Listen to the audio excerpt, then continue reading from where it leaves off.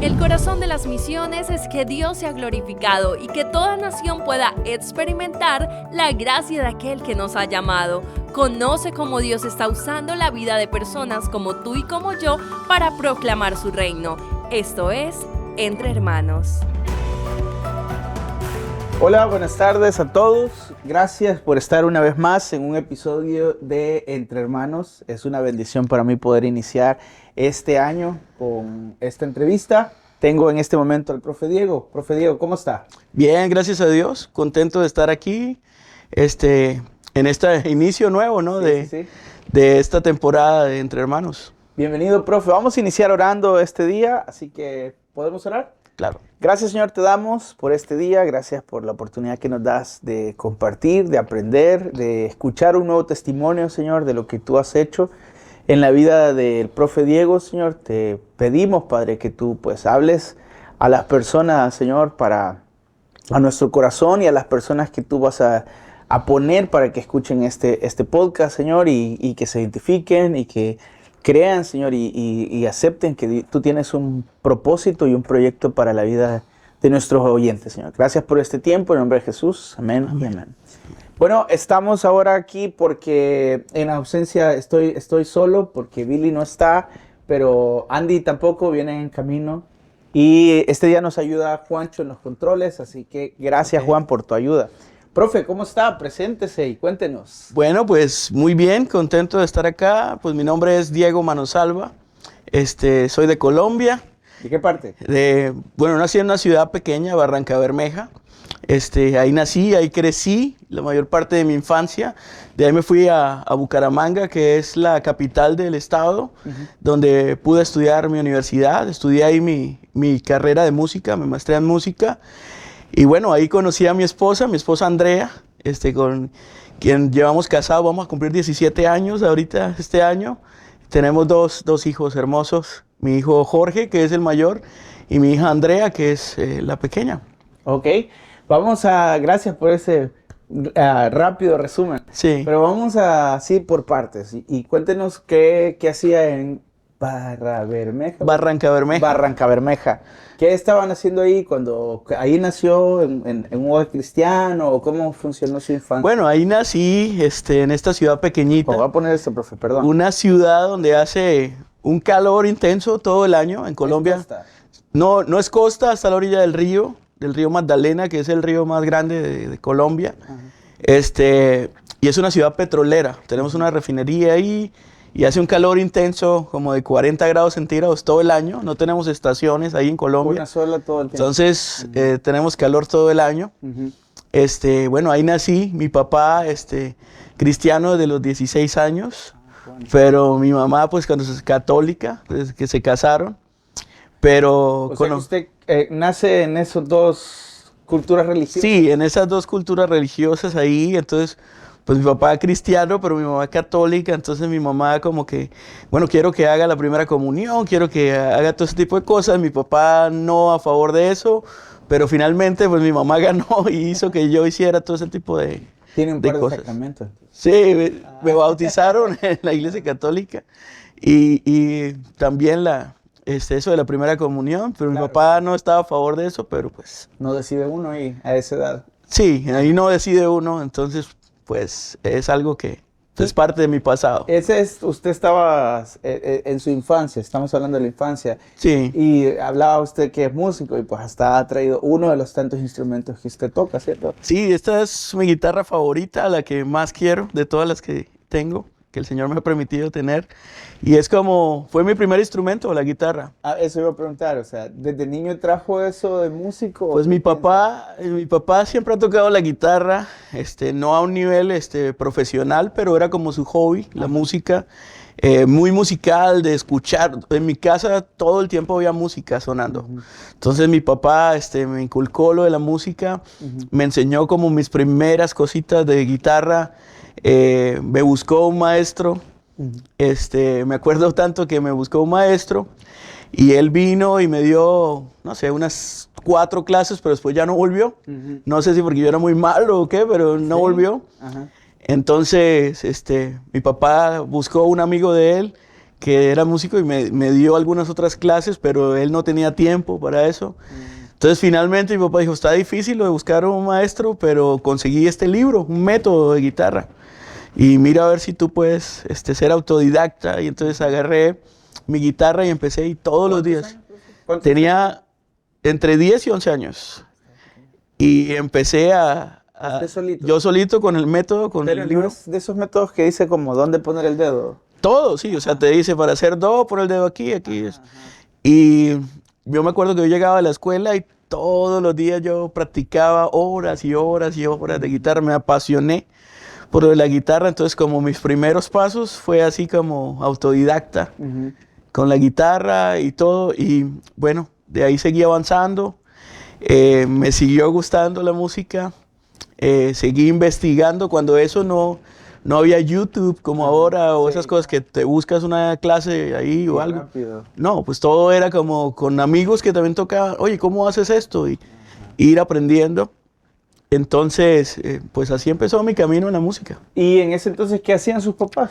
O sea, ¿a qué se dedicaban sus papás? Bueno, mi papá tenía su propia compañía, contratista, hacía contratos para la petrolera del país, que se llama Ecopetrol. Entonces mi papá tenía su propia compañía, mi mamá trabajó muchos años para la compañía nacional que hace los fertilizantes para la cuestión de cultivos y todo eso. Pero cuando yo fui a entrar a la secundaria, mi papá le dijo a mi mamá como, necesito que te retires del trabajo para que te dediques a cuidar a Diego Felipe, estar en casa y supervisar sus tareas y no sé qué. Y mi mamá lleva como 20 años de trabajo ahí y se retiró para cuidarme. Educación. Sí, para estar ahí en casa y para... Usted es hijo único, ¿cierto, profe? Yo soy hijo único, sí. Entonces, mi mamá se dedicó, después de 20 años de trabajo, se retiró de la empresa para dedicarse a cuidarme, estar ahí en casa conmigo, supervisar mis tareas, ayudarme en toda esa parte. ¿Y cómo sintió esa parte? Yo me imagino que mejor, ¿cierto? Claro, pues mucho mejor. O sea, todos los tiempos anteriores, pues mi papá y mi mamá salían a trabajar ambos, yo me quedaba en casa, pues había una empleada o algo. Siempre sí, como que era muy picky con la comida, entonces como que no comía bien porque no me gustaba, no era igual que lo que mi mamá preparaba. Entonces cuando mi mamá ya se quedó en casa, pues fue mejor para mí, o sea, pues comer la comida que me gustaba, que mi mamá hacía y tener el cuidado de ella, para mí fue una bendición. Claro, claro. ¿Cómo fue ser hijo único, profe?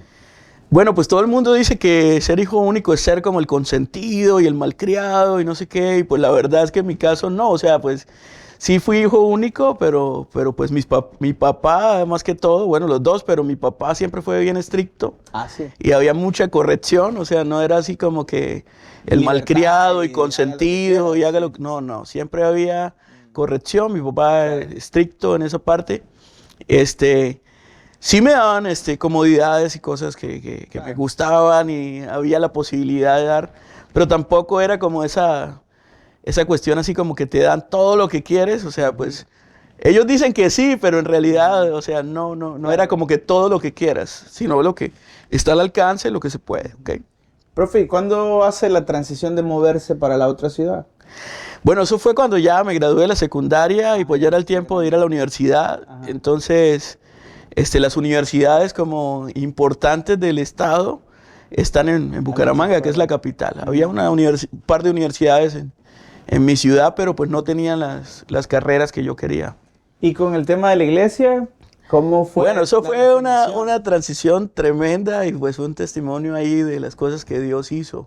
Y me gustaría hablar un poquito de eso. Adelante. Porque todo fue la música, o sea, la música para mí es como una parte importantísima de mi vida. Entonces, cuando a mí me llevaron a la iglesia desde pequeño, o sea, al principio que la iglesia católica, pero después cuando mi mamá aceptó a Cristo, pues ya empezamos a ir a una iglesia cristiana. Y pues mis papás me llevaban, la verdad yo no estaba como a gusto de ir. Levantarme el domingo en la mañana temprano y vamos, entonces para mí era como, no, ya no quiero ir, pero como quiera ellos me llevaban. Claro. Estuve, pues tú sabes, en la clase de niños, después de adolescentes y todo, pero hubo un momento en que empezamos a ir a una era un grupo, una célula, pues, que era los jueves en la noche. O sea, era una célula, pero ya era bastante grande, o sea, ya había bastante gente. Inclusive después de la alabanza y todo, pues ya había un tiempo en que los jóvenes nos íbamos a una parte, los niños a otra y los adultos a otra. Era una mini iglesia, por decir así. Entonces empezamos a ir ahí y resulta que pues ahí había más jóvenes. El que era el líder de jóvenes en ese momento, Roberto Niño, me acuerdo mucho de Roberto porque fue muy paciente conmigo. O sea, yo era como el jovencito complicado de la clase. En ese tiempo conocí en la escuela a otros amigos que también les gustaba la música. Armamos una banda de rock, punk, y empezamos a tocar en diferentes lugares. Mis papás no me apoyaban para nada en eso, que mis papás eran cristianos, entonces mis papás no querían que yo andara en eso. Y los papás de mis amigos iban a apoyarlo, a nuestras tocadas y todo, pero mis papás jamás. Al contrario, yo ni les decía dónde iba a tocar. Pero esto es música secular. Sí, música secular. O sea, en ese tiempo, aunque me llevaban a la iglesia, la verdad yo no había tenido un encuentro con Jesús personal, sino que pues simplemente... Pues, la herencia nada más. Sí, o sea, me llevaban a la iglesia y todo, pero yo no... ¿Y tocaba covers o tocábamos covers, empezamos tocando covers, pero después yo empecé a componer nuestras propias canciones. Entonces me acuerdo que una vez, pues todos los papás de mis amigos iban a ir a la tocada. Y entonces yo dije, no, pues les voy a decir dónde voy a tocar para que... Pues, total, ni van a ir. No, yo dije, bueno, quizá vienen, sí, o sea, vamos a ver si me apoyan. Pero pues la tocada era en un bar, o sea, en un lugar feo, sí. Entonces, me acuerdo que ya estábamos ahí en el escenario, ya empezando la primera canción. Y de pronto mis papás abren la puerta así del bar, y era un bar así oscuro. Y un lugar así con un ambiente horrible. Y entonces mi papá me dice, venga. Y yo dije, no, estoy tocando. Venga. Y entonces tuve que, un momento por favor y tal. Y puse mi guitarra y tal. Y que me salgo a decirles, pues entren, no. Y me agarran y me llevan. Nos vamos de aquí, esto no es un ambiente para un joven cristiano. Y tal. Entonces yo dije, pues ustedes son cristianos, yo no soy cristiano. Wow. Cuando eso yo tenía 16 años. Sí. Ustedes son cristianos, yo no. Esta es la música que a mí me gusta, es la música que quiero hacer. Entonces, mi papá ese día me dijo algo que en ese momento para mí fue un choque y me enojé y todo. Pero él me dijo, un día usted va a hacer la música que más le gusta, pero para Dios. Entonces yo le dije, no es posible, la música que a mí me gusta no se puede hacer para Dios, porque ustedes los evangélicos les gusta sus himnos y sus cosas. Y mi papá me dijo eso, y yo no sabía que unos años más adelante iba a suceder esa realidad. Iba a ser casi profecía esa. Sí, pero cuando, te vuelvo a lo de la célula, ahí con Roberto, que era el líder de jóvenes, él empezó a discipularme, me presentó a Cristo y empezó muy pacientemente a enseñarme acerca de Cristo. Y me acuerdo que había un campamento de jóvenes que se organizó de varias iglesias y era lejos de la casa porque íbamos a ir hasta la costa. Nuestra ciudad está como al centro del país y íbamos a ir hasta la costa. Y allá iba a ser el campamento. Y entonces, pues Roberto me dijo, ay, quiero que vayas al campamento. Yo, pues yo nunca he ido a un campamento de esos, no me llama mucho la atención. Pero bueno, es en la costa, playa, brisa y mar, pues voy a ir. Voy a ir, si no importa si es aburrido, vamos. Entonces fui al campamento y ahí, en medio de las predicaciones y todo, pude entender el evangelio por fin, personalmente. Aunque me lo habían hablado, aunque lo había escuchado, aunque mis papás me lo habían dicho, yo no había entendido el evangelio. O sea, que ese fue su momento de verdad de encuentro con el Señor. De encuentro con Jesús. O sea, en ese campamento yo pude entender por fin de que era pecador, de que necesitaba a Cristo como Salvador. Es más, me acuerdo que yo me llevé, cuando eso, pues ahorita ya todo es como que en tu celular escuchas música y todo el asunto, pero cuando eso, pues yo me llevé una grabadora, de esas que tenían para poner discos, para poner CDs. Y me la llevé para el campamento y me llevé mis CDs de rock y de punk para escuchar allá. Y fue tal el impacto que yo dije, yo no puedo seguir en esto. Entonces llamé a Roberto, mi líder de juego, y le dije, hey, hermano, realmente yo quiero cambiar de camino. O sea, ya no quiero seguir en esto. ¿Me acompañarías a...? Quiero dañar los CDs que traje, ya no quiero volver a escuchar eso. No, pues para él, pues imagínate como líder de jóvenes. No, golazo. O sea, decía, no, pues esto, y llamó a otros pastores y oraron por mí. Y a quebrar. Y no, trajeron gasolina y todo, y quemamos los discos y todo, y fue un momento tremendo, especial. Sí, claramente. Entonces cuando regresé ya de nuevo a casa y todo, me dieron la oportunidad de participar en el grupo de alabanza, de ahí de la célula donde nos reuníamos. Ajá. Entonces, tuve que decirle a mis amigos con los que tocaba. A la banda, decirle, no, pues ya no voy a tocar con ustedes, lo siento. Al contrario, los invito a que vengan a la célula donde nos reunimos y todo. Algunos fueron y nunca volvieron. Claro. Pero ya no volví a tocar con ellos. No volví a tocar con ellos y pues empecé a servir al Señor con la música. Y fue tanto eso que dentro de mí yo decía, tengo que servir a Dios con la música el resto de mi vida. ¿Pero no sabía cómo a ese punto? ¿O? Pues yo sabía que podía servir la música, pero en ese momento no, pues el grupo de alabanza de la iglesia. Claro, eso estaba, porque a veces como, o sea, en ese momento no sé qué música era la de la iglesia, pero a veces es como, no es lo que nos gusta a nosotros. No era exactamente lo que me gustaba, pero decía, pues quiero servir a Dios con la música. Entonces, y en la iglesia pues tocábamos lo de aquella época, los covers de aquella época, de Marcos Witt. ¿Cuál? ¿Qué canción? Jaime Murrell y todo eso. Oh, sí. Pues de Marcos Witt así como Gracias, sí. Venció, todas esas canciones del siglo pasado. Sí. Pues tocábamos todo eso. Y fue tanto así, bueno, mis papás tenían un plan para mí. O sea, ellos siempre decían, bueno, usted va a estudiar ingeniería para que cuando se gradúe, pues sea usted el que siga gerenciando la empresa de su papá. Ese era el plan de mis papás y era lo que ellos toda la vida estuvieron pensando para mí. Entonces así fue cuando me gradué, entonces me inscribieron en ingeniería. Sí. Y me fui a estudiar ingeniería a Bucaramanga. Cuando estaba estudiando ahí ingeniería, pues algunos fines de semana yo iba a la casa de visita y entonces una noche estaba viendo televisión con mi papá y le dije, papá, yo quiero hablar algo serio con usted. ¿Qué pasó? La verdad yo estoy estudiando esto porque ustedes dicen, pero pues realmente esto no es lo que yo quiero. A mí no me gusta esto, no lo estoy disfrutando.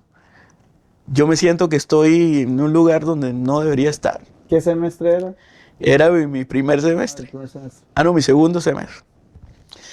Entonces yo dije, no, yo siento que esto no es. Bueno, ¿y entonces qué es lo que usted quiere? Yo, pues, quiero estudiar música. Entonces mi papá en el momento como, wow, pues, ok, bueno, yo te voy a apoyar. Te voy a apoyar con estudiar música. Vale, ok. Pues la cosa era decirle a mi mamá, porque el carácter de mi mamá y de mi papá era muy diferente. Entonces, cuando hablé con mi mamá, o sea, mi papá sí me dijo, bueno, lo apoyo, pero mi mamá fue así como, no, qué decepción. No. Ahora, ir a estudiar música, ¿de qué va a vivir? La música no sirve para ser algo para que usted pueda vivir. Y además, y lo que hemos planeado de la empresa y no sé qué. Y bueno, fue mi mamá, armó un drama. Claro. Mi papá me apoyó, pero mi mamá no. Entonces, con mi papá nos fuimos a la universidad, me retiré de la carrera de ingeniería. Ya llevábamos de ese semestre, creo que como un mes de clases. Entonces fuimos y hicimos toda la diligencia de retirar, de cancelar el semestre ahí e ir a escribirme en música. ¿Pero en otra universidad? Otra universidad. Entonces fue todo un rollo porque... pues cancelar el semestre ya, ver si nos podían devolver algo de dinero de lo que se había pagado, inscribirme en la otra universidad y ya llevaban un mes de clase y para entrar a música era como, tienes que hacer una audición. Si no pasas la audición, pues Pero usted ya era músico. Pues ya tocaba la guitarra, o sea, realmente, o sea, a veces es algo que lo que difiero, que pues hay gente que sabe tocar 4 o 5 acordes y dice soy músico, y realmente eso no es ser músico. Ser músico es estudiar por muchos años, y la música es un universo Claro. de conocimientos por adquirir, y entonces yo decía, no, pues yo no soy músico, yo toco la guitarra. Ok. Entonces me hicieron la audición y pasé la audición. Me acuerdo que pasé la audición y, bueno, de una vez a clase. Ahí mismo. Ahí, de una vez a clase. Pero ya llevan un mes de clase. Yo me había perdido todo ese mes. Y pues mucha gente piensa que estudiar música es como que estás en un pasillo ahí tocando la guitarra, ahí sentado en el piso y paz y amor. No, o sea, la verdad es una carrera con mucho esfuerzo, con mucho por estudiar, con mucha disciplina. Entonces tuve que ponerme al día durante ese mes que me había perdido de clase. Y entré a estudiar música, pensando siempre como, bueno, quiero servir a Dios con la música y quiero prepararme para hacerlo con excelencia. Ok. Profe, antes de saltar ahí a esa parte que ya es su independencia en Bucaramanga, en esa parte hemos hablado un par de veces sobre el tema de cómo afectó el conflicto social o político-social de su país. ¿Cómo lo vivieron ustedes? No sé si es parte de su infancia también. Sí, es parte de, en la ciudad donde nosotros vivíamos, el conflicto armado era pesado. Entonces, ¿Tiene alguna experiencia ahí? Vivíamos en medio del conflicto armado. A veces cuando había algo que se llamaba paro cívico, era como que cierran la ciudad y ningún negocio puede abrir, y los grupos armados decían, no, el que salga a la calle, pues le quemamos el carro, bueno, se expone a cualquier cosa. Entonces vivíamos como en esa situación en mi ciudad. Mi papá, por ser empresario de la ciudad, varias veces fue inclusive llevado, retenido por los grupos armados para extorsionarlo. Entonces sí fue algo que como que de todas formas vivimos y nos marcó. Gracias a Dios como familia no sufrimos como una muerte por parte de ese conflicto, pero sí tuve gente, compañeros de escuela que asesinaron a familiares. Incluso tuve un compañero de escuela que fue asesinado por los grupos armados. Entonces sí viví esa parte del conflicto armado de Colombia. Claro. Ok, pero luego cuando se va para Bucaramanga, el conflicto está más... Porque pienso que son cosas que los papás piensan, ¿no? O sea, está caliente o tenso el ambiente y tú te vas a ir para allá, no sé, algo como... Bucaramanga era una ciudad donde era menos esto del conflicto. O sea, donde nosotros estábamos era más. Okay. En Bucaramanga era menos. No había tanto problema con eso. Pues todo lo que tiene una ciudad grande, ¿no? De delincuencia común, robos, cosas. Pero no había esto del conflicto armado tan fuerte como estaba en nuestra ciudad. Entonces, para mis papás, en cierta forma, era una tranquilidad salir de ahí. Entonces me voy a Bucaramanga y bueno, entro a estudiar música. ¿Cuántos años tenía ahí, profe? Ya ahí tenía 19 años. Okay. Entonces entro a estudiar música y pues en mi mente yo como quiero servir a Dios con la música, pero ¿por dónde? Bueno, pues solo en la iglesia y todo. Voy a girar esto porque nos cuentes sobre esta parte de su vida de músico y servidor de Y Dios. Entonces ahí desde que entré, pues pensando en eso, ¿no? Prepararme para servir a Dios con la música. Claro. Entonces ahí conozco a otros músicos cristianos que estaban estudiando música también. Entonces ahí conocí a un amigo, un gran amigo, Sergio. Entramos juntos en el mismo semestre a estudiar música y él tenía la misma idea de servir a Dios con la música y todo. Entonces había un evento en su iglesia. Perdón, pero ustedes estaban pensando en innovar, hacer algo más, no, pues no ya estaba hecho. Al principio era como, bueno, vamos a armar una banda y vamos a tocar covers. Sí. Y de hecho, pues la primera oportunidad que tuvimos era que había un evento en la iglesia de Sergio y entonces buscamos los otros músicos y armamos la banda y tocamos covers. O sea, tocamos covers del momento. Lo innovador de nuestra banda es que, después de la guitarra, yo entré a la universidad y ahí tenía que escoger un instrumento principal. Entonces yo dije, pues ya de guitarra yo sé, hay cosas que aprendí con mala técnica. Arreglar esos problemas técnicos, mi profesor de guitarra me dijo, arreglar esos problemas técnicos que ya aprendiste es muy difícil. O sea, quitar esas mañas técnicas que aprendiste. Entonces me decidí a empezar con un instrumento nuevo, desde cero. Okay. Entonces yo quería un instrumento de viento. Ajá. Entonces el saxofón es como que todo el mundo, no, el saxofón, qué lindo. Romántico. Sí, todo el mundo, no, qué lindo el saxofón. Pero a mí o sea, como que el sonido del saxofón no me identificaba con eso. Ajá. Entonces estaba entre la trompeta o el trombón. Okay. Entonces me acuerdo que ahí en la universidad trompetistas habían, por decir algo, 10 estudiantes de trompeta, pero de trombón solo había uno. Entonces era como un instrumento menos común. Sí. Era un instrumento que yo decía, bueno, en el campo laboral cuando me gradúe pues hay menos trombonistas que trompetistas, va a ser más fácil encontrar algo para, sí, la sinfónica o algo así. Entonces escogí el trombón y empecé desde cero. Pero el trombón es uno de los instrumentos más difíciles que hay. Dentro de toda la gama de instrumentos, el trombón es uno de los más difíciles. Entonces empezar desde cero era como un reto. Yo estudiaba 7 horas diarias de trombón. 7 horas al día. ¿Qué significa 7 horas? O sea, no 7 horas soplando. No, pues, no, o sea, no de seguido. Ajá. Pero, por ejemplo, llegaba en la mañana a mis clases. Clases de teoría, sí, de teoría. Entonces, o mi clase de piano, porque tomamos piano todos los que estudiamos música. Y entonces, cuando terminaba la jornada de clases al mediodía, yo me quedaba en la universidad, comía algo al mediodía y de ahí empezaba a estudiar. Por ejemplo, desde la 1 de la tarde hasta las 4. Entonces ahí paraba y me hacía mis tareas de clase de teoría en 1 hora y otra vez, y así me quedaba hasta las 10 de la noche estudiando trombón. Solamente estudiando técnica, estudiando los ejercicios, estudiando lo que... ¿Cuánto tiempo fue eso así?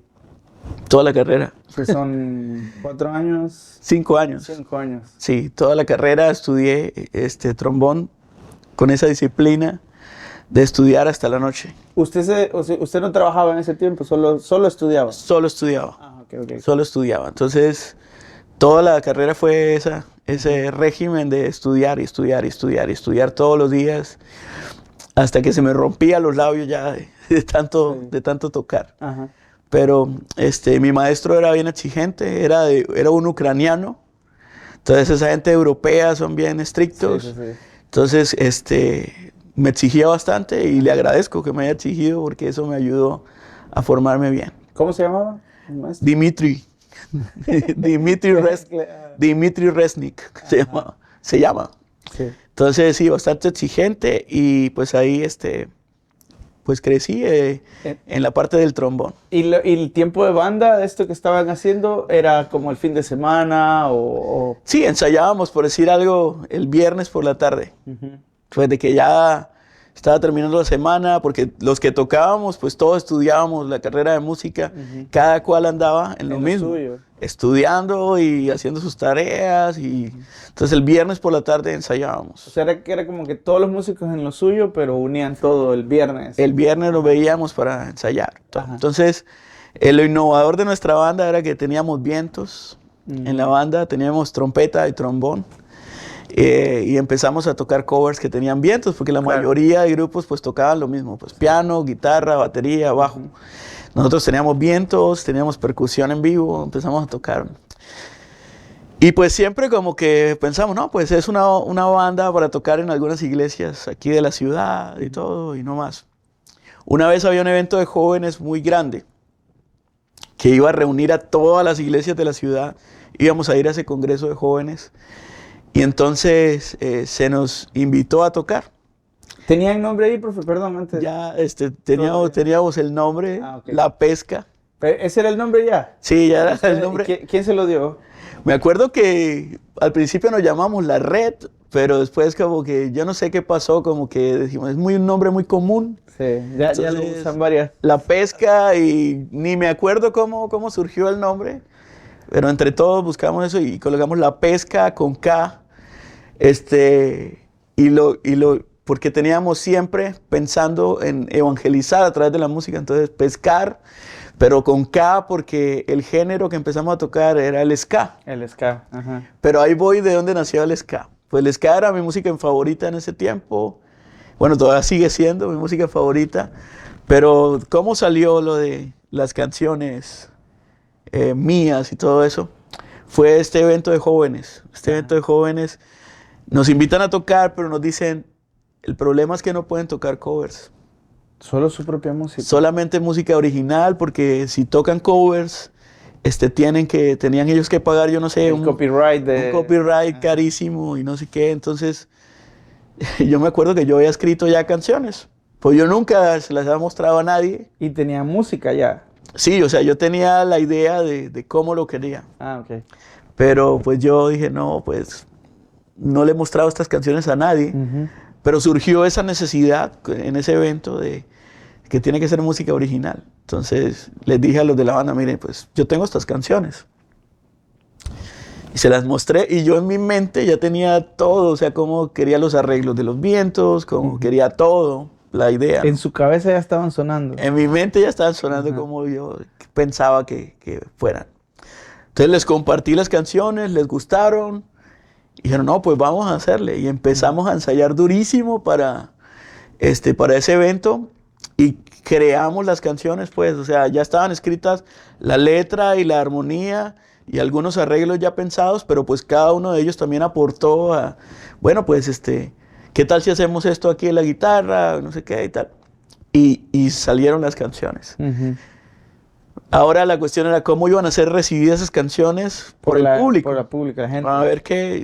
Vamos a ver que las canciones gustaron mucho. Ah, sí. Las canciones gustaron, la gente le pareció bien, el estilo, todo. Y entonces, después de eso, empezamos, no, pues esto hay que grabarlo. ¿Y era ska, solo ska o también le metieron reggae o algo Ska más? y reggae. Ajá. Ese era pues el estilo que yo quería y ellos me siguieron la onda con el estilo. Sí. Y pues la mayoría de ellos no escuchaban esa música, o sea, eran géneros muy variados. El uno le gustaba el rock, al otro le gustaba el jazz, a mí me gustaba el reggae y el ska. Entonces fue como, no, pues escuchen esto y miren cómo se toca el ska y ahí poco a poco armamos la cosa. Entonces, no, pues vamos a grabarlo.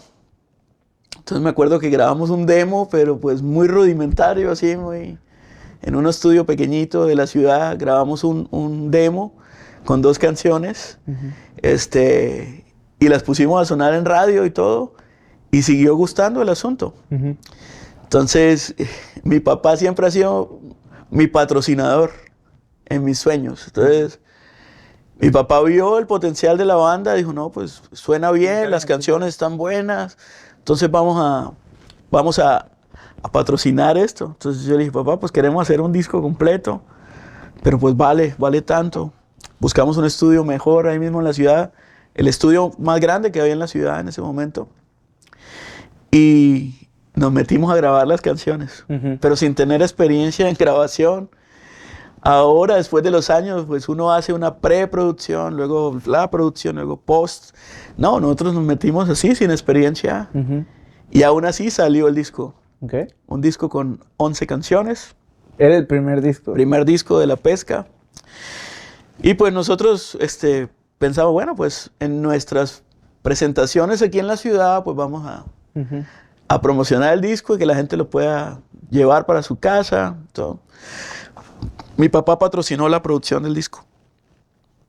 Entonces, pensamos que siempre, o sea, como que no sé si nos soñábamos en grande o qué, pero siempre pensamos como local, aquí solo en la ciudad. De aquí Las iglesias y los eventos aquí. Y de pronto nos invitan a tocar un congreso de jóvenes grande que había en otra ciudad. Pero resulta que ese congreso de jóvenes venía gente de todo el país. Y la gente le gustó y empezaron a comprar discos y discos y discos. Me acuerdo que todos los discos que llevamos se vendieron, se llevaron todos. Y luego toda esa gente que fue de otras ciudades nos empieza a llamar. Es que tenemos un evento de jóvenes acá, queremos que vengan. Pero el disco lo producían ustedes también. O sea, antes se quemaba el disco y hacía un proceso así. No, nosotros pues costó millones hacerlo, man. millones de pesos en ese tiempo. De peso. Sí, de dólares, nada, Ajá. de pesos, de pesos colombianos, Ajá. hacerlo. Claro. Y mi papá patrocinó todo. Entonces mandar a hacer esas copias, que eso pues se hacía en una maquiladora, sí, o sea, y costaba mucho dinero. Pero mi papá dijo, no, pues háganlo bien, yo voy a patrocinar el pagar cuánto valen esas copias, que valían mucho dinero. Ajá. Entonces mandamos a hacer nuestras primeras 1000 copias del disco. Y fuimos a ese evento y me acuerdo que llevamos como 300. Se vendió todo. Qué bueno. Y empiezan a llamarnos de otros lugares. No, que aquí escuchamos su disco y queremos que vengan porque tenemos un evento de jóvenes. Y empezamos a viajar. Y se empezó a despegar el asunto y empezó a volverse algo ya nacional. Y cuando hace eso del escenario, de cantar y todo eso, ¿usted predicaba, compartía o a través de la música? ¿Cuál era el método ahí de Siempre empezamos, no, pues a través de la música. Ahí compartimos el mensaje del príncipe. Evangelio y hablamos de Cristo a través de la música y todo. Bueno, más adelante vinieron cambios en el grupo. El que era el cantante, Sergio, pues decidió hacerse solista. Entonces en ese momento nos quedamos como, bueno, ¿y ahora quién va a cantar? Sí. Yo la verdad siempre decía como, bueno, yo puedo componer, yo puedo tocar el trombón, yo puedo cantar algunas partes, pero ser el cantante principal, no, creo que yo no estoy listo para eso. Siempre como que pensaba, no. Pero mucha gente empezó a animarme. Bueno, usted compone las canciones, ¿usted por qué no canta sus propias canciones? Mi papá empezó a animarme, ¿por qué no canta sus propias canciones? Y entonces empezamos a hacerlo así. Empecé a cantar yo y ya tenía yo canciones compuestas y arregladas para hacer un nuevo disco, un segundo disco. Entonces, dije, bueno, en este nuevo disco entonces voy a grabar yo. Yo voy a cantar las canciones. Y ahí entonces nos fuimos a grabar a Bogotá, al estudio más grande de Colombia que se llama Audiovisión. Y ahí, ese sí costó mucho más hacer ese disco. Y en ese momento, pues gracias a Dios había los recursos para hacer el disco. Y lo grabamos pues con gente muy experimentada, o sea, grabamos nosotros, pero también invitamos a algunos músicos a grabar. Por ejemplo, músicos que eran de trayectoria, de bandas grandes, cristianas, y los invitamos a grabar dentro del disco. Sí. Y se mezcló y se masterizó aquí en Estados Unidos. Se lo mezcló Orlando Rodríguez, que es uno de los ingenieros de mezcla más famosos que hay. Ha mezclado pues, Marcos Witt, Rojo, todas esas bandas grandes. Y masterizó Jorge Santos, que también pues, en la parte de mastering es como de los más conocidos en la parte cristiana. Y salió el disco y fue súper. Y ese disco pues nos abrió muchas más puertas. Ya nos fuimos a nivel internacional a tocar en otros países, a tocar fuera de Colombia. Y en ese tiempo pues no, la música no estaba tanto en digital como ahora en las plataformas. Pero como quiera, no sabemos cómo, pirateaban la música, pero nos escribían de Argentina, de México, de aquí de Estados Unidos. Hey, estoy escuchando su música, nos gustó mucho. Pero ¿cómo llegó allá si no hemos enviado discos por allá? No, pues lo descargué de internet. Oh, y entonces, no, nos gustó y queremos invitarlos y queremos que vengan y tal. Y empezaron a salir muchas propuestas. Pero ahí pasó algo que marcó un cambio y yo creo que va a ser el siguiente segmento ahí en el reloj. Estamos bien ahorita todavía, sigue cayendo, está bien. Y es que muchas de las invitaciones que recibíamos al principio pues solo era como pues para que ministren en la música, toquen en el campamento de jóvenes, toquen en el evento, en la iglesia, lo que sea. Pero empezó a pasar de que pues en muchos lugares, Diego, y pues ya que van a estar aquí, ¿podrías tú predicar el domingo en la iglesia? Y yo, pues en esa parte no me siento preparado. O sea, en la música, puedo ministrar con la música, puedo cantar, puedo ministrar en la parte de la música, pero predicar un sermón, pues nunca he estudiado para eso, no sé cómo se hace.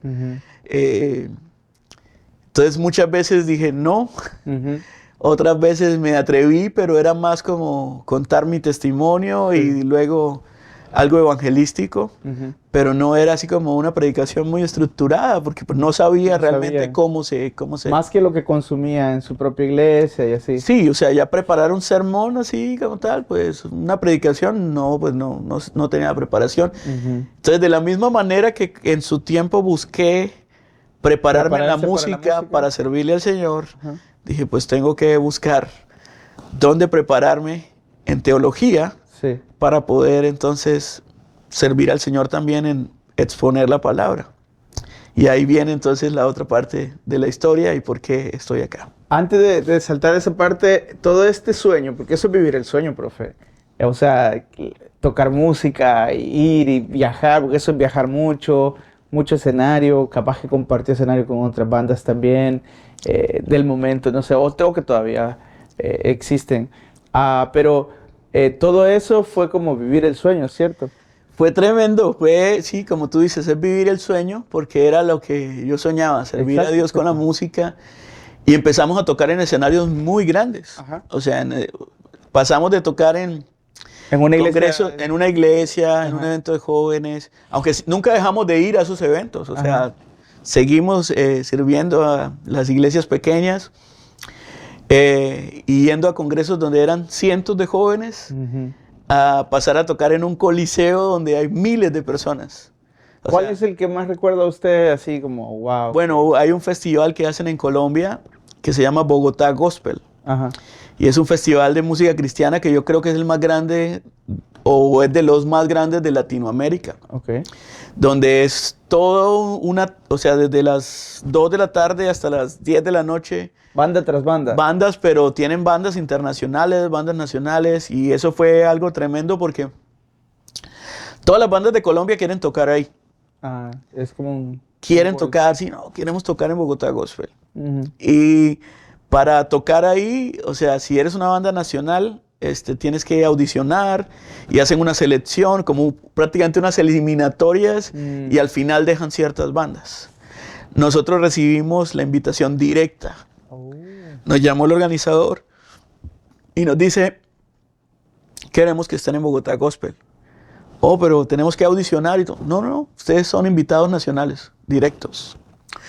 Entonces, tocamos en ese festival. El público es en el Parque Simón Bolívar, que eso es un bosque, o sea, es un parque nacional inmenso. Y ahí el escenario lo ponen. Y ese año la asistencia eran 100,000 personas. Sí. Yo me acuerdo que yo me paré al frente para cantar y era un mar de gente. O sea, Sí. yo no alcanzaba a ver hasta dónde llegaba la gente. Y pues nosotros pues ya éramos conocidos en Colombia, pero pues la gente va a ese evento más por las bandas internacionales que van, Que las locales. que tanto las locales. Pero empezamos a tocar nuestra música y nos llevamos una sorpresa de que mucha gente conocía la música La y cantaba con cantaban nuestras canciones. Órale. Siempre que yo hago un arreglo de mis canciones, la parte de la introducción con los vientos y todo eso, yo pienso que sea algo muy cantable, o sea, que sea algo que Como taratata. tú puedes tararear. Ajá.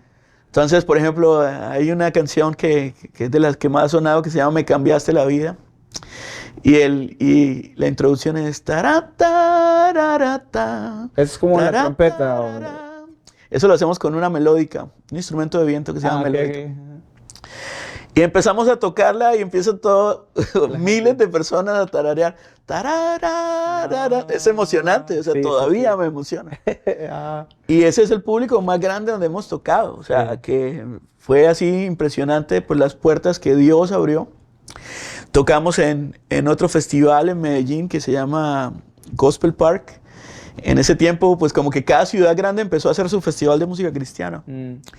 Entonces me acuerdo que en Gospel Park, el que iba a cerrar el concierto es un cantante que se llama Moisés Angulo, que es muy conocido en Colombia. Entonces, él cerraba. Entonces la gente pues se queda hasta el final porque pues el artista más reconocido toca de último. Ujú. Y llega y nos dice, Moisés se acercó a mí y me dice, hey, ¿podemos hacer switch? Que ustedes cierren. ¿Por qué? No, es que yo mañana tengo que viajar temprano a otro compromiso. Entonces, si me quedo hasta el final, pues voy a llegar muy tarde al hotel y no sé qué y tal. Entonces podemos hacer switch. Y yo le dije, bueno, está bien, pero en mi mente y los de la banda me dijeron, no, hermano, pues la gente se va a ir después de que cante el tipo. Se va a ir y pues nos vamos a quedar tocando para los que se queden. Dije, bueno, pero igual vamos a hacerle el favor y hagamos el switch. Y así lo hicimos. Y bueno, y nos subimos nosotros de último. Y cuando nos subimos a tocar, y por ahí tenemos un video que grabamos de ese tiempo. Y empieza la gente, o sea, esa asistencia de ese concierto fueron como 35,000 personas, una cosa así gigante. Y empieza la gente, pesca, pesca, pesca. Y yo, nos estaban esperando. Ajá. Entonces como que era muy sorprendente. O sea, decíamos, ¿pero por qué? Ajá. No, pues la gente le gustaba la música. Habían conocido la música. Sí, o sea, y le gustaba el mensaje. Dentro de los conciertos también, nosotros pues siempre el mensaje era evangelístico.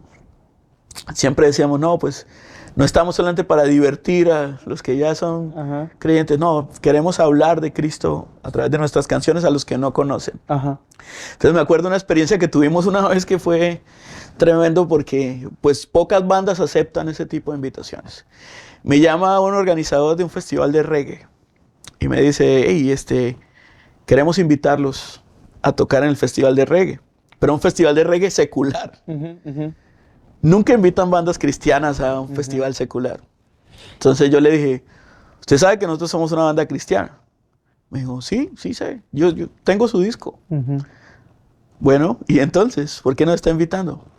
Bueno, porque me gustó su música y quiero que venga. Yo le dije, bueno, pues hay algo y es que nosotros vamos a hablar de Cristo abiertamente en el concierto. ¿Le dijeron ustedes? Yo le dije al organizador, nosotros vamos a hablar de Cristo abiertamente en el concierto. Entonces, ¿está dispuesto a eso o hay restricciones? Si hay restricciones de lo que podemos hablar, entonces preferimos no ir. Entonces me dice, no, el tiempo que ustedes tienen en la tarima es suyo, para que ustedes hagan su música y hablen lo que quieran. Entonces era una tremenda oportunidad para hablar de Cristo a gente que no le conoce, man. Y que nunca quizás se atrevería en ese momento a ir a una iglesia. Sí, gente que no iba a una iglesia y que muy pocas bandas se atreverían a ir a un concierto así. De hecho, fuimos criticados en ese tiempo por eso, por cómo se les ocurre ir a tocar a un lugar ahí. Sí. Pero pues son lugares donde casi nadie quiere ir. Sí. Era la oportunidad de hablarle a esta gente en un lenguaje musical que ellos podían entender, porque pues, y darte el chance para que les hables. Y tener la oportunidad de hablarles de Cristo, ¿no? Y nos paramos en ese escenario después de que tocó una banda de reggae y pues pudimos hablar de Cristo ahí. Ajá. Y no sabemos el impacto que hubo, pero al final se nos acercó uno de los asistentes del concierto, un joven, con sus dreadlocks así, hey, me gustó que su música, qué buenas vibraciones, todo eso de Jesús. Sí. Y le hablamos de Cristo y oramos por él. Y decíamos, si aunque sea solo fue por esa persona que pudiera escuchar el evangelio y que pudiera acercarse y decir, hey, me llama la atención el mensaje que ustedes están compartiendo, pues valió la pena. Sí. Entonces fue algo, sí, fueron muchas experiencias diversas que vivimos con la banda en Colombia. Hola, soy Janet Mena de Ecuador y muchas gracias por escuchar nuestra segunda temporada de Entre Hermanos. A mí personalmente me encanta escuchar el podcast mientras estoy corriendo o haciendo mis tareas y ha sido de una gran bendición para mi vida y esperamos que también sea para la tuya. Así que nos vemos y sigan disfrutando del podcast Entre Hermanos. Profe, y el tema de la familia, ¿cómo es en este aspecto? Porque es ser músico, es viajar mucho, es mucha ausencia. ¿Cómo lo manejó esa parte? Y ahí transicionamos, creo, a su tiempo de preparación. Bueno, Andrea, desde joven, ella siempre oró al Señor, porque Andrea es creyente de los 13 años, mi esposa Andrea, entonces ella siempre oró que ella quería casarse con un hombre que sirviera al Señor. Entonces, Andrea me conoció a mí en el escenario, o sea, ella yendo al concierto. Era una fan. Era una fan enamorada. Ella iba a los conciertos de La Pesca. Ajá. Y nos veía, y iba a todos los conciertos, Sí. pero yo no la conocía. Ajá. Y muchas veces hasta estuvimos cerca, pero pues no. Ajá. Hasta que nos conocimos después porque me invitaron. El que tocaba el piano en ese tiempo era el director de alabanza de la iglesia. De ella. De ella. De su papá, Cuando eso, mi suegro todavía no había plantado la iglesia. Era parte del liderazgo de esta iglesia. Ok. Entonces, me invitan a tocar en esa iglesia porque este muchacho me dijo, no, hermano, no tenemos muchos músicos. Yo iba a una iglesia grande donde había 3 grupos de alabanza. Entonces, yo dije, bueno, pues yo puedo ir y ayudarle. Perdón, profe, una interrupción ahí. Yo recuerdo que andaba con Red usted también. También. ¿Para ese tiempo En aquel tiempo, sí. Justo cuando me moví a la iglesia donde estaba Andrea, yo tenía mis dreadlocks. Así. Yo creo que no pueden ni imaginarme cómo ven. No, por eso decía. Me parece haber visto una foto por ahí. Tenía mis dreadlocks, tenía mi afro, así como Juanchito. Así también tuve mi tiempo de estar así, y el look, y la banda, y viajar. Y entonces voy a la iglesia donde Andrea estaba. Yo no sabía, yo no conocía a Andrea, pero voy por la invitación de este muchacho que era el director de alabanza y que tocaba con nosotros. Entonces yo hablo en mi iglesia y digo, hey, voy a cambiarme a esta otra iglesia, porque hay necesidad de servicio allá. Aquí hay 3 grupos de alabanza. Entonces, pues el pastor me dio su ok. No, hermano, adelante, ve y sirve y tal. Entonces, me muevo a esta iglesia junto con mis papás. Y llego a esta iglesia para servir y Andrea era parte del grupo de alabanza. Andrea cantaba en el grupo de alabanza. Entonces, era una iglesia pequeña. La otra iglesia donde yo iba era una iglesia de cientos de personas. Esta era una iglesia pequeña. Entonces, 50 personas, Todos se 60 conocían. personas. La tarima era pequeñita, tanto que las muchachas que cantaban no cabían en la tarima, entonces ellas cantaban desde abajo, o sea, mirando hacia acá. Y yo tocaba el bajo, porque era lo que se necesitaba. Y Andrea me quedaba siempre al frente. Y yo dije, esta muchacha está hermosa. Empezó a orar ahí. Sí, está hermosa, pero Andrea es diseñadora de modas, entonces siempre se ha vestido así súper pulcra, súper bien. Combinada. Sí, combinada y todo. Yo tenía dreadlocks, andaba con mis pantalones anchotes y mis camisas por fuera. Y entonces yo decía, no, pues esta muchacha nunca me va a poner atención a mí en la vida. O sea, sin embargo, pues, Dios hizo la obra. Dios, sí, para Dios no es imposible. Pero bueno, tendría mucho más que contar, pero sería otro episodio. Pero bueno, en todo caso, Andrea siempre había orado que el que se casara con ella fuera un hombre que sirviera a Dios y tal. Entonces, para Andrea el hecho de que yo tenía que estar fuera mucho tiempo, que tenía que viajar mucho tiempo, pues para ella, en cambio de ser una carga, siempre era un gozo, porque ella pidió eso.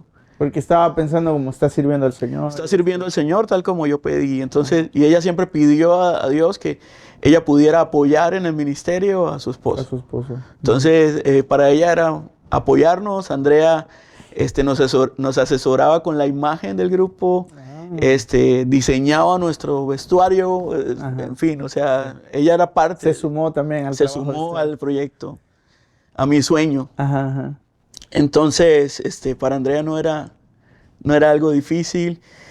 O sea que se casa y sigue con la banda y sigue tocando. Sigo viajando, todo igual. Incluso, o sea, hicimos viajes a lugares de Colombia donde era bien peligroso ir. Donde yo le decía a Andrea, cuando salía, le decía, mira, me voy a este concierto.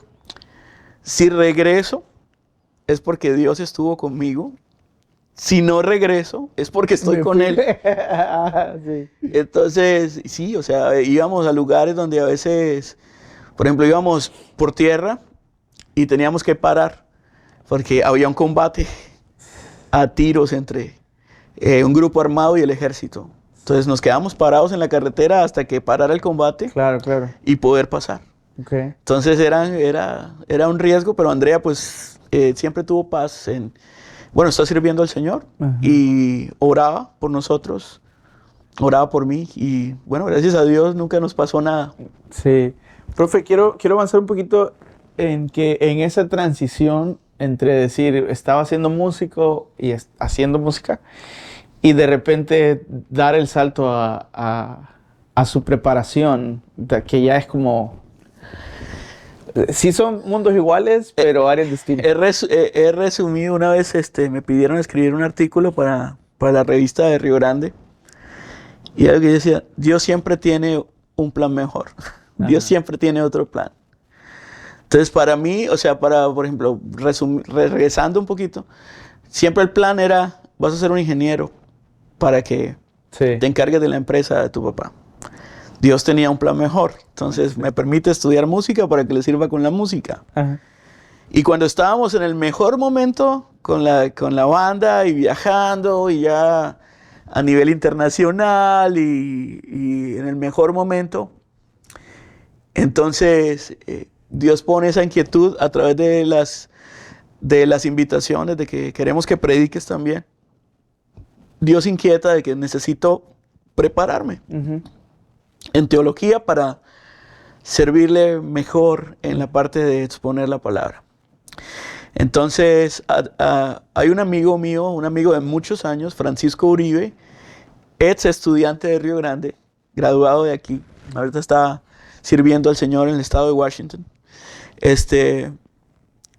Yo me di cuenta que él estaba estudiando en un seminario. No sabía yo dónde, pero me di cuenta que estaba estudiando. Entonces, le escribo y le digo, Francisco, ¿dónde estás estudiando? Yo estoy con esta inquietud de estudiar.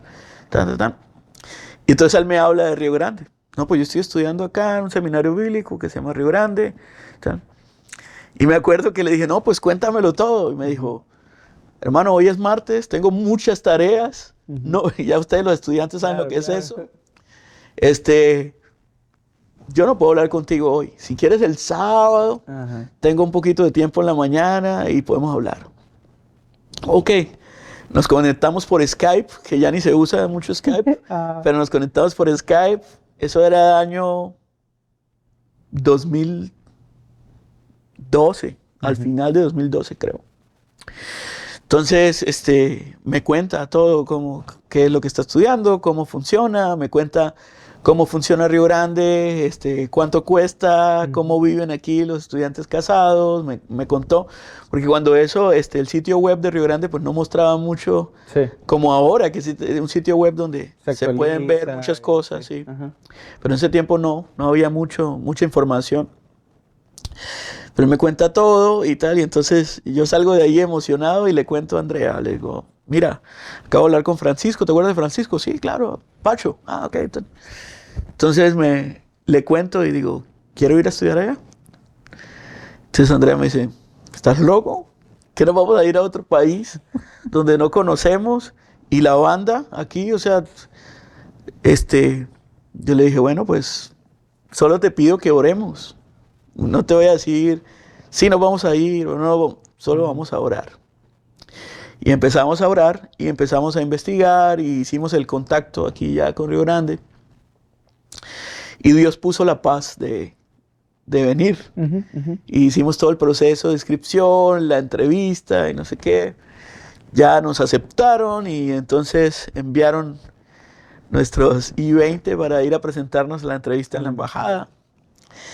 Y como Andrea decía, no, o sea, todo lo que teníamos 6 años de casados.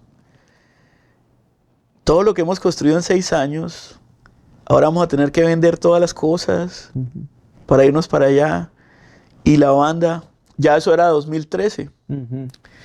Tenemos agenda ya con la banda para 2014.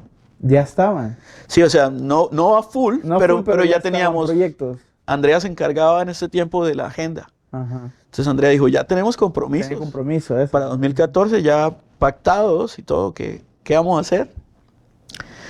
Yo dije, bueno, pues vamos, o sea, si nos van a dar la visa, pues Dios, o sea, todo era como Como, pasa, como cuando pasas en un semáforo, ¿no? Ajá. Verde, ok, sigue al siguiente. Sí. Verde, vamos a ver qué pasa. Claro, claro.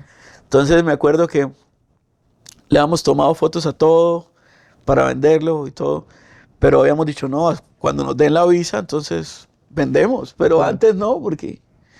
Entonces un día almorzamos con mi suegro ya había plantado la iglesia, ya estaba pastoreando, y almorzamos con mi suegro, y mi suegro dice, bueno, pero ustedes han orado, ustedes le han pedido a Dios dirección, Dios les ha dado paz en su corazón, ¿por qué no venden las cosas? Dijimos, bueno, pues Como un acto vamos a de fe. publicarlas en Facebook. Ajá. Vamos a publicarlas en Facebook. Cuando eso no había marketplace en Facebook, sino lo publicamos en nuestro Facebook personal. Hermano, y en 30, 40 minutos teníamos gente Preguntando ya por las cosas. comprándolas. Ajá. O sea, ya llegando a nuestra casa, amigos y familia y que teníamos en Facebook viniendo a, yo me llevo esto, yo me llevo esto, yo me llevo. Wow. Y en Colombia hay una cultura de siempre, si te pido 20 por esto, entonces te doy 10. Ah, sí. Nadie nos pedía rebaja, man. Ah, no. Vale, yo me lo llevo. Y así, o sea, vimos en eso como Dios abriendo la puerta aún en eso. Claro. Y fuimos a la cita de la visa. Yo esa noche a la anterior yo no dormí nada, man, pensando de que no, ¿qué va a pasar? ¿Qué va a pasar? Si no lo dan y ya vendimos todo. Solo nos quedaba un colchón inflable, era lo único. De resto todo ya se había ido. Y nos dieron la visa para venir. Entonces, vengo acá y siempre el plan en nuestra mente con Andrea era, bueno, vengo, estudio y salgo a seguir Con la pesca. con mi banda, pero ahora pues también preparado Predicando. para predicar y ese era el plan. Pero Dios tenía otro plan. Es que, entonces, llego acá, entonces, nos dan la beca de trabajo que se ofrece a los estudiantes que vienen. Y entonces yo venía dispuesto, pues lo que me toque, la beca de trabajo, pues yo lo hago. Ujú. En ese momento, entonces, había un encargado del departamento de música, el hermano Benjamín Aguirre, y él me pide para ser su asistente. Entonces empiezo a ser el asistente del hermano Benjamín, y entonces me dice, oye, ¿sabes que tú eres una respuesta a una oración? En mi primer semestre. Ujú. Yo, ¿cómo? Acabo de llegar, ¿cómo así, hermano? Yo, sí. Bueno, antes que eso me preguntó muchas cosas técnicas, como, ¿y tú has grabado, has producido música? Sí, sí lo he hecho. ¿Y cómo haces esto? Y me hacía muchas preguntas. Claro. Y me dice eso, era una respuesta a una oración. ¿Cómo? Sí, yo estaba orando para que Dios trajera a alguien con preparación, que se quede en mi lugar, porque yo, sirvo acá, pero soy pastor en una iglesia, y ya la iglesia me requiere tiempo completo. ¿Ok? Bueno, está bien, pero yo pensé como, bueno, eso va a ser como en 3 semestres más o algo así. Ujú. Al siguiente semestre, el hermano ya se fue a pastorear la iglesia a tiempo completo. Y al siguiente semestre, mi segundo semestre, entonces yo ya me encargaba de los grupos musicales Ajá. de Río Grande y de supervisar en el departamento de música bajo la hermana Ruth Windle, que es la directora del departamento, pero yo supervisaba a los maestros Ajá. y ayudaba a coordinar todo lo de las clases y preparando los grupos musicales y produciendo los discos de los grupos musicales y toda esa responsabilidad sobre mí en mi segundo semestre. O Entonces, sea, era estudiante haciendo todo eso. era estudiante, pero haciendo todo eso más la familia. O sea, fue un tiempo duro de estudiar, trabajar y aquí en el campus y también pues la familia. Ujú, ujú. Ya había nacido Andreita, nuestra hija, que llegó aquí de 6 meses. Ah, Entonces, o sea, era como encontrar el tiempo para cada cosa. claro, claro. Entonces, pues todo mi tiempo de estudiante estuve trabajando en esa área del departamento de música Ujú. y preparando los grupos musicales y toda esta área que te cuento. Entonces, cuando ya voy a graduarme, me invitan a ser parte del personal de Río Grande Ajá. para seguir haciendo igual lo que ya venía haciendo en mi tiempo de estudiante, Como que se quedara ya como casi como director de esa parte. director de grupos musicales y, como te digo, Coordinador del coordinador del departamento de música, aunque la hermana Ruth Windle es la directora. Ajá. Entonces, me dicen eso, ¿no? Entonces, eso cambiaba otra vez nuestro plan. Claro, porque el plan era el regresar. plan era salir a seguir haciendo música Ajá. y ahora predicando también, y Dios cambió el plan. Ujú. Entonces, para quedarme aquí como misionero sirviendo. Eso fue terminando, sería 4 años después. No hice los 4 años porque pues, ya traía una carrera. Ah, vale. Entonces sí, o sea, hice realmente 2 años y medio. Ajá. Y me gradué en 2016. Cuando le digo a Andrea, mira, pues me invitaron para ser parte del personal, pero pues aquí vamos a ser misioneros. Ajá. Tenemos que levantar nuestro soporte y todo. Otra vez Andrea me dijo, ¿estás loco? ¿Cómo vamos a hacer eso? No conocemos gente para levantar el fondo, Claro. no conocemos iglesias. Porque aparte, pues mucha gente aquí en el tiempo de vacaciones, pues viaja, conoce alguna iglesia, que en el futuro pues pueden ser parte de sus apoyadores. En mi caso no fue así, o sea, todas mis vacaciones siempre, en ese tiempo, el director del departamento de video, el hermano Keith Hebner, me decía, te puedes quedar y nos ayudas a editar el audio de las clases. Entonces todas mis vacaciones estuve aquí, nunca fui a visitar otras iglesias ni nada de eso. Ajá, ajá.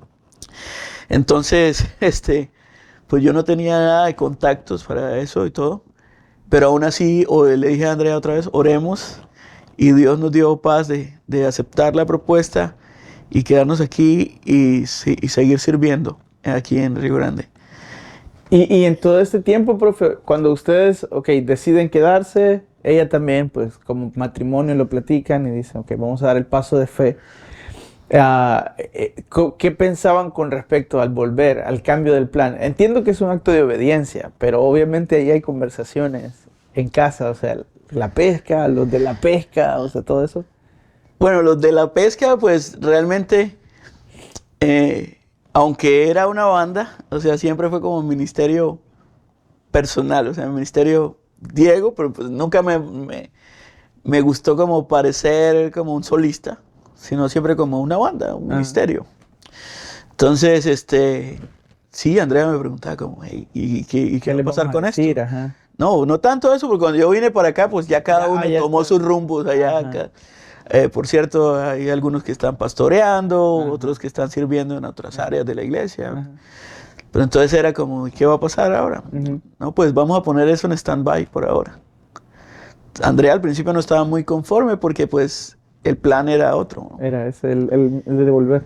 Pero pues, pues obedecimos a Dios y pusimos en stand-by la pesca y empezamos a servir acá. Y pues Dios ha sido fiel hasta hoy. Nos ha sostenido y hemos servido acá en el área de la música.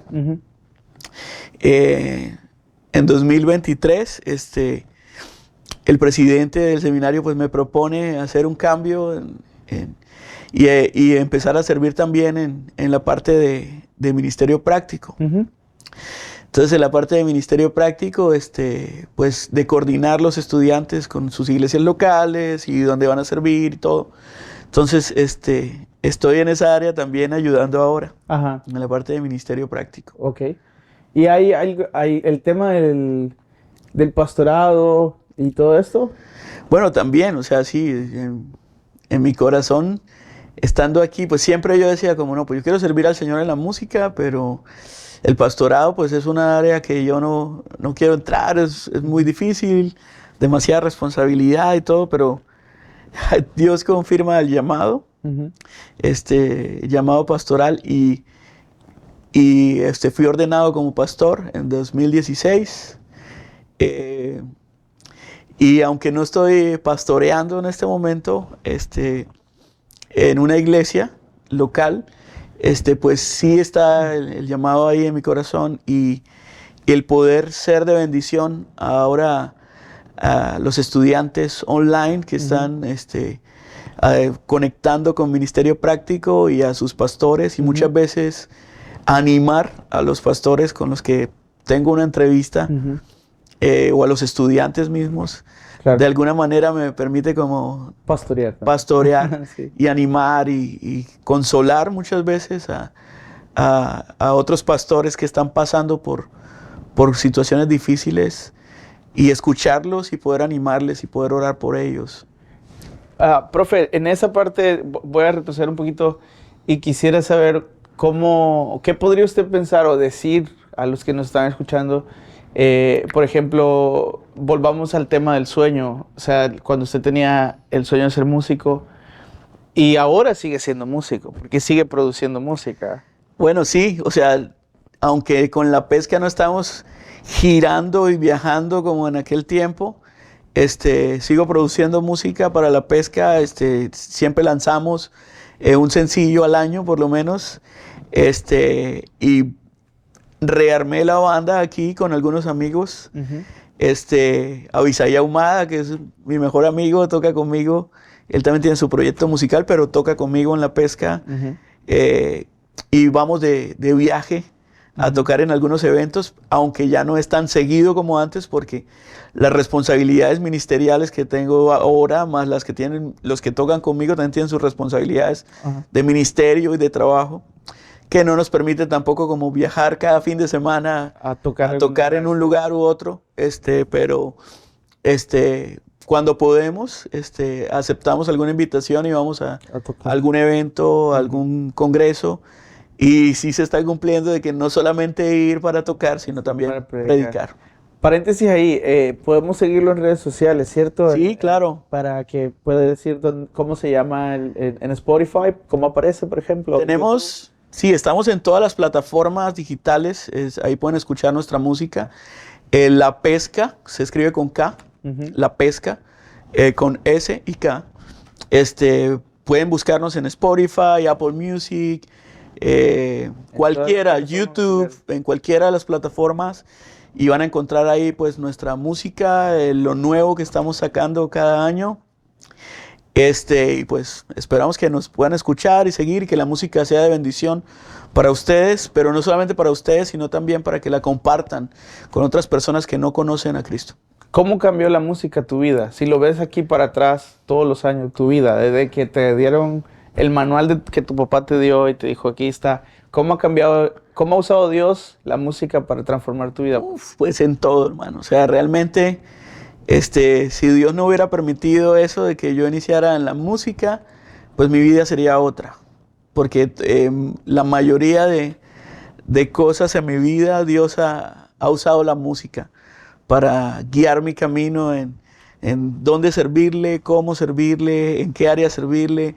Conocí a Andrea a través de la música, mi esposa, a través de la música ella conoció la banda, luego nos conocimos sirviendo al Señor en la música, en la iglesia. Llegué aquí a Río Grande y estuve trabajando en el departamento de música y me invitaron a quedarme como parte del personal por la música, y sigo sirviendo en la música y creando música. Nos hemos propuesto algunos compositores, por ejemplo Avisaí, que es mi gran amigo, y yo, de escribir buena música con contenido bíblico. O sea, no solamente una cuestión de que habla de emociones y cómo me siento y todo, sino realmente algo que deja una enseñanza bíblica a las personas que le escuchan. ¿Qué te ha enseñado Dios en este tiempo aquí en Río Grande, como staff, como estudiante, staff, y ahora estás ahí? Son muchas cosas que Dios me ha permitido aprender aquí.